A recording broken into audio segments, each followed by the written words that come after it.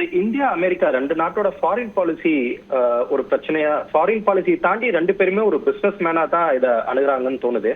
Donald Trump out and right ஒரு business மேனா தான் அதை டீல் பண்றாரு. அதாவது நாங்க உங்க நாட்டுக்கு இவ்வளவு எங்கள்கிட்ட இருந்து பணம் வருது, உங்க நாட்டுல இருந்து இவ்வளவு வருத்தம் கம்மியா இருக்கு, எனவே இதுதான் ஒரு டிபிக்கல் பிசினஸ் மேன் மாதிரி தான் டொனால்ட் ட்ரம்ப் வந்து இதை அணுகிட்டு வராரு. நீங்க சொன்ன மாதிரி கொஞ்ச நேரத்துக்கு முன்னாடி சிஎன்பிசிக்கு ஒரு இன்டர்வியூ ஒன்று கொடுத்திருந்தாரு. அந்த இன்டர்வியூல அடுத்த 24 மணி நேரத்துல இந்த 25% டாரிஃபை நான் இன்னமும் அதிகரிக்கிறேன் அப்படிங்கிறாரு. அந்த கான்வர்சேஷனோட ஃபேக் எண்ட பாத்தீங்கன்னா அதுல என்ன சொல்றாருன்னா, அது முடிக்கும் போது இந்தியா பத்தி பேசி முடிக்கும் போது என்ன சொல்றாருன்னா, இந்தியா அமெரிக்காவோட டாரிஃபை 0%க்கே கொண்டு போனாலும், இப்ப ஹையா இருக்கு, அது இந்தியா கீழே கொண்டு போனா கூட still it won't do any good.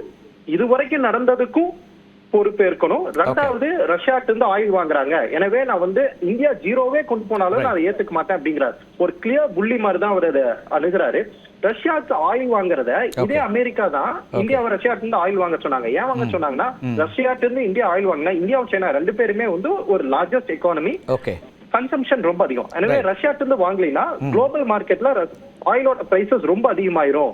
எனவே இந்தியாவுக்கும் சைனாவுக்கும் எக்ஸம்ஷன் கொடுத்தது இதே அமெரிக்கா தான். அதே அமெரிக்கா கொடுத்த இந்த எக்ஸம்ஷன் இப்ப அதை தான் ஒரு காரணமா பயன்படுத்தி நீங்க ரஷ்யாட்டு இருந்து ஆயில் வாங்குறீங்க, அதை ஒரு ரீசனா வச்சு நான் டாரிஃபை அதிகரிக்கிறேங்கிறாரு. ஒண்ணு.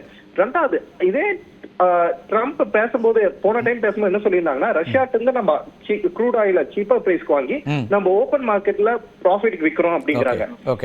சுமன் சார் அதான் சொல்லியிருந்தாரு. பிரைவேட் கம்பெனிஸ், இது வந்து பிஎஸ்யூ மட்டும் பண்ணல, பப்ளிக் செக்டர் அண்டர்டேக்கிங் மட்டும் பண்ணாம பிரைவேட் கம்பெனிஸும் ரஷ்யால இருந்து நம்ம க்ரூட் ஆயில் வாங்கி இங்க ரிஃபைன் பண்ணி நம்ம ஓபன் மார்க்கெட்ல ப்ராஃபிட் விற்கிறோம் அப்படின்னா, இந்தியாவும் ஏதோ ஒரு இடத்துல ஒரு பியூர் பிசினஸ் ஒரு ப்ராஃபிட்டுக்காக மட்டுமே இந்த ஆயில நம்ம அணுகி இருக்கோமாங்கிற ஒரு இதையும் ட்ரம்ப் பேசுவதன் மூலமாக நமக்கு தெரிய வருது.